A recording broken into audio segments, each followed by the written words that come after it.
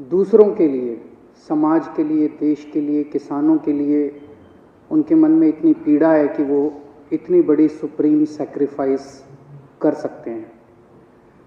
जो पत्र लिखकर वो शहीद हुए, उस पत्र में उनका दर्द था कि मुझसे किसानों का दर्द देखा नहीं जा रहा। वो रोज़ सिंघू बॉर्डर पे आया करते थे, किसानों के लिए जैकेट, कंबल रोज़ लेके आया करते थे, और जब किसानों की वो पीड़ा उनके लिए असहाय हो गई तो उन्होंने ये शहादत दे दी। अभी तक 20 से ज़्यादा किसान इस आंदोलन में शहीद हो चुके हैं। इस आंदोलन को भी 20 दिन हुए हैं, तो लगभग रोज एक किसान इस आंदोलन में शहीद हो रहा है। मैं केंद्र सरकार से पूछना चाहता हूं कि और कितनी शहादत और कितनी जान आप लोग लोगे उसके पहले कि आप इस देश के किसानों की बात सुनोगे। अध्यक्ष महोदय, अंग्रेजों के समय एक ऐसा ही आंदोलन हुआ था 1907 में। उस आंदोलन का नाम था पगड़ी संभाल जट्टा। पंजाब में आंदोलन हुआ था, बिल्कुल हूबहू ऐसा ही आंदोलन। वो आंदोलन भी 3 कानूनों के खिलाफ था। अंग्रेजों ने 3 कानून पास किए थे, Bari Doab Act, Punjab Land Colonization Act, Punjab Land Alienation Act. और पंजाब के किसानों ने इसके खिलाफ आंदोलन किया था। इतनी संख्या में लोग इकट्ठे हुए थे। 9 महीने तक यह आंदोलन चला था अंग्रेजों के खिलाफ। तो एक तो ये केंद्र सरकार ये ना समझ ले कि ये किसान आसानी से जाने वाले हैं। उस आंदोलन की लीडरशिप की थी भगत सिंह के पिताजी ने, किशोरी सिंह जी ने, और भगत सिंह के चाचा ने, अजीत सिंह जी ने। उन दोनों ने मिलकर एक भारत माता निर्माण सोसाइटी बनाई थी। उस सोसाइटी की लीडरशिप के अंदर वो आंदोलन हुआ था इन 3 कानूनों को खारिज करवाने के लिए। उस वक्त भी अंग्रेज सरकार ने कहा था थोड़े अमेंडमेंट कर देते हैं। कई राउंड्स ऑफ डिस्कशन हुए थे। अंग्रेज सरकार ने कहा कि इसमें थोड़े बदलाव कर देते हैं, लेकिन किसान डटे हुए थे कि हमें 3 कानून वापस करवाने हैं। और अंत में अंग्रेजों ने 3 कानून वापस लिए थे। मैं सोच रहा था कि भगत सिंह ने क्या इसी बात के लिए कुर्बानी दी थी कि जब देश आजाद होगा तो अपनी सरकारों के खिलाफ भी इसी किस्म से आंदोलन करने पड़ेंगे। आजाद भारत के अंदर भी इतने लोगों को अपनी जान कुर्बान करनी पड़ेगी। आज कितने किसान हमारे सिंघू बॉर्डर के ऊपर सुप्रीम सैक्रिफाइस दे रहे हैं। एक एक किसान भगत सिंह बन के वहां पे बैठा हुआ है। केंद्र सरकार कह रही है कि किसानों को कानूनों का फायदा समझ नहीं आता। तो केंद्र सरकार ने अपने सारे बड़े दिग्गज नेता, जितने बड़े बड़े इनके नेता हैं, उनको उतारा है कि समझाओ, और वो समझा रहे हैं। आज योगी आदित्यनाथ जी, जो भारतीय जनता पार्टी के बहुत बड़े नेता हैं, उत्तर प्रदेश के मुख्यमंत्री हैं,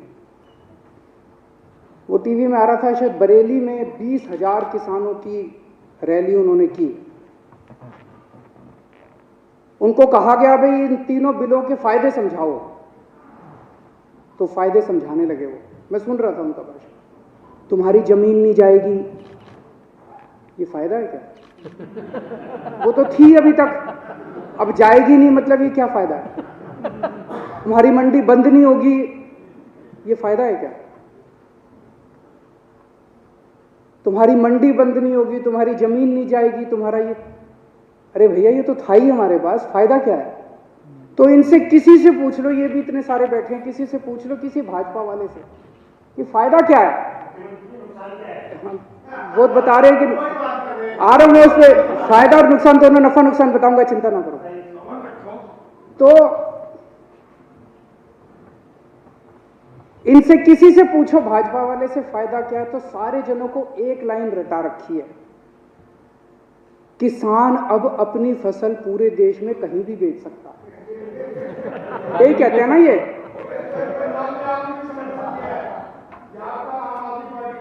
तो एक मिनट मेरे को बोलने दीजिए।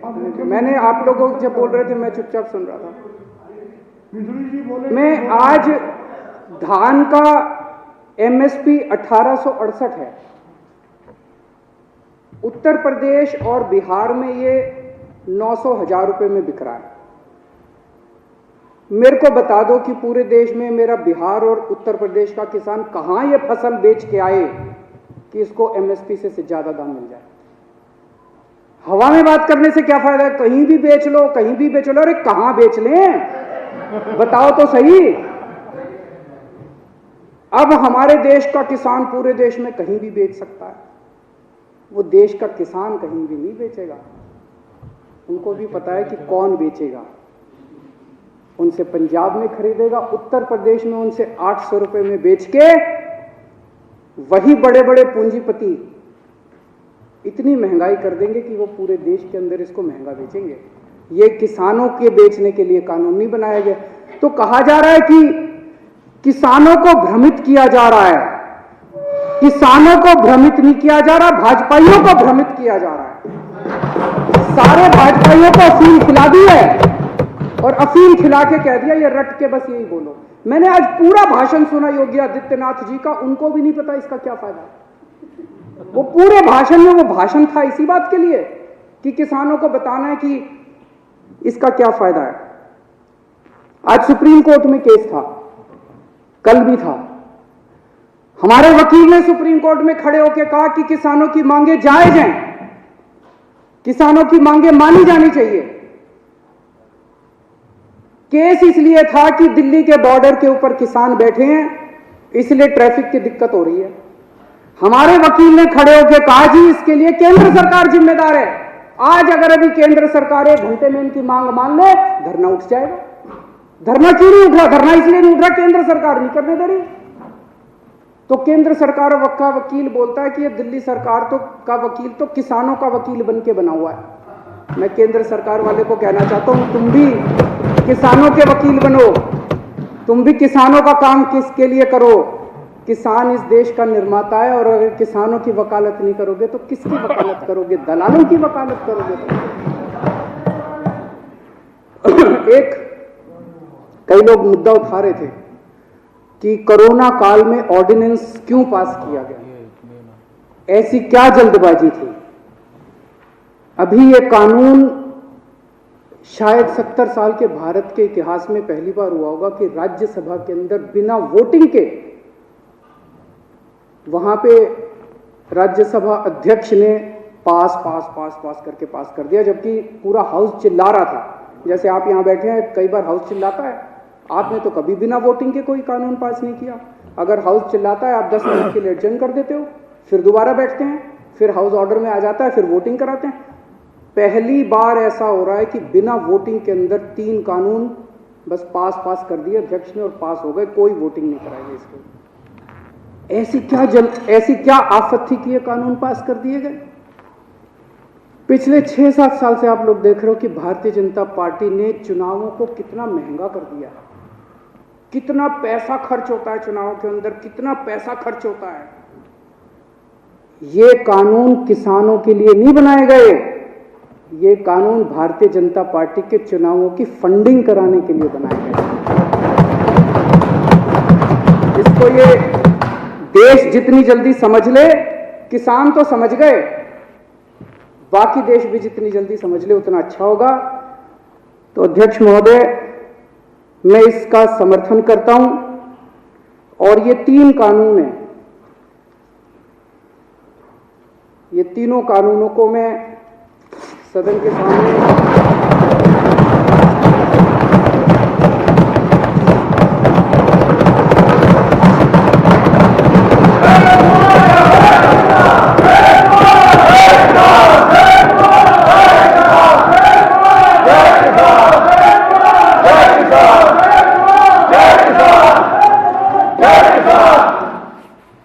इन दोनों कानूनों को फाड़ते हुए मुझे बेहद दर्द हो रहा है। मेरा बिल्कुल मकसद नहीं था इसे फाड़ने का। लेकिन आज जब मेरे देश का किसान सड़कों के ऊपर 2 डिग्री टेम्परेचर के अंदर सड़कों पे सो रहा है और वो तकलीफ में है, तो मैं अपने देश के किसान और अपने देश के जवान के साथ गद्दारी नहीं कर सकता।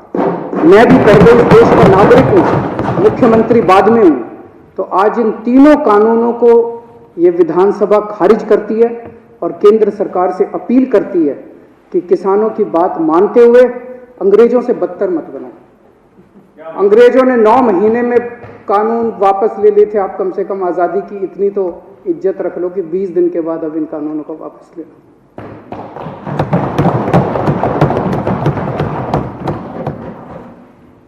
सदन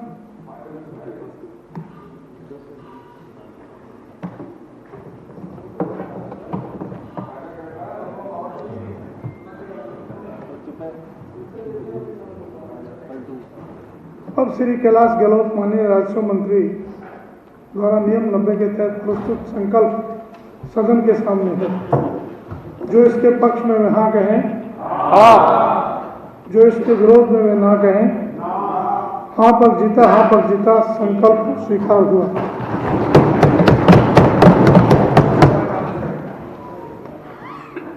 अब श्री सत्येंद्र जैन जी माननीय ऊर्जा मंत्री कार्य सूची के बिंदु क्रमांक 2 में दर्शाए गए सभी दस्तावेजों की प्रतियां सदन पटल पर प्रस्तुत करेंगे। आदरणीय अध्यक्ष महोदय, मैं आपकी अनुमति से कार्यसूची के बिंदु क्रमांक 2 में दर्शाए गए दस्तावेजों की प्रति सदन पटल पर प्रस्तुत करता हूं। अब सदन की कार्रवाई 15 मिनट के लिए स्थगित होती है, फिर नेक्स्ट विषय पर चर्चा होगी।